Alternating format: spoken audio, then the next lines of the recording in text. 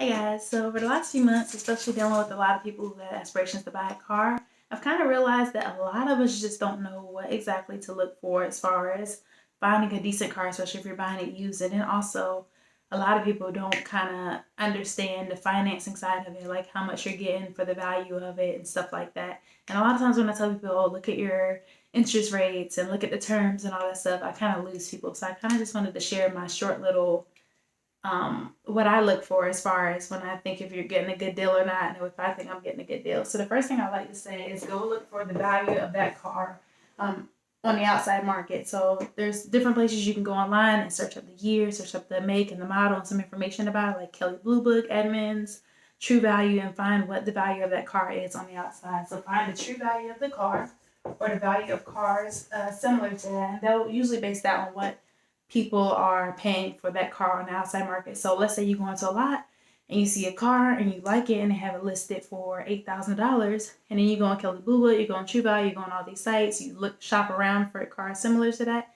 and you see them being sold at like 4,000 generally, then you know you're probably paying a lot more for that car than what it's worth. And the second thing I want you to look for are the terms.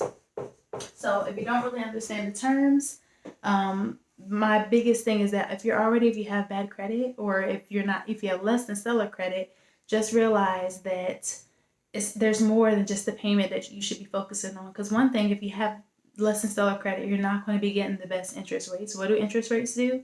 They make you pay more for the car than what they're worth, because you're paying interest on the loan that you're getting for the car, right?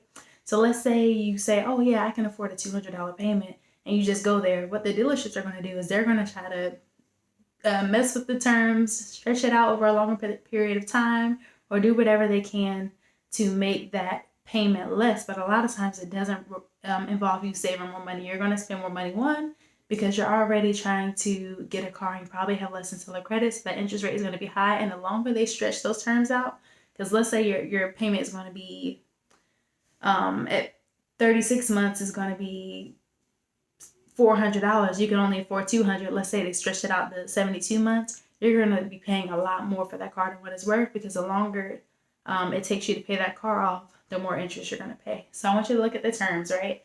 Don't just look at that monthly payment. But if you do just look at the monthly payment, here's what I want you to do. So let's say, all right, they got you at the $200 payment, but now they're saying the $200 payment gave you an interest rate. You don't really understand it. But let's say, how long are you going to be paying for that car? So if they say it's $200 at 5 years or 60 months, you can take that $200 and times it by the amount of months that you're going to be paying for it.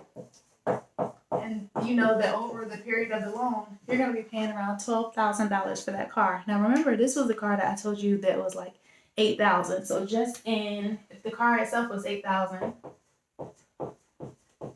you paid $4,000 in interest over the car value. Now let's say if you didn't get the car at the value that the market is showing it for, which remember we said $4,000. So add that additional $4,000 that you lost because you paid more for it than the car was worth on the outside market. You're paying over $8,000 over the life of the loan, more than what the car is actually worth now. And you know cars decrease in value very fast.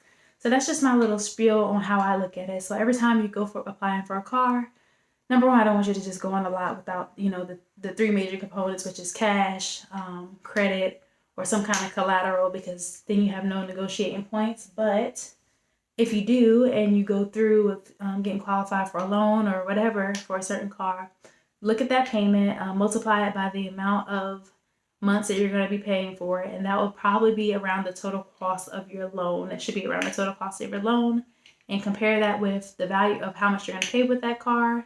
So subtract how much you're going to pay for that car, and that will be the amount that you're going to be paying in interest. And then if you go and look for the car on the market and see what it's actually worth, if it's worth less than what you're paying for it, that difference is also how much more you're paying for the car than what it's worth. So I hope that makes sense. It can be long-winded, but I hope you learned something, and I will talk to you next time. I didn't stop it.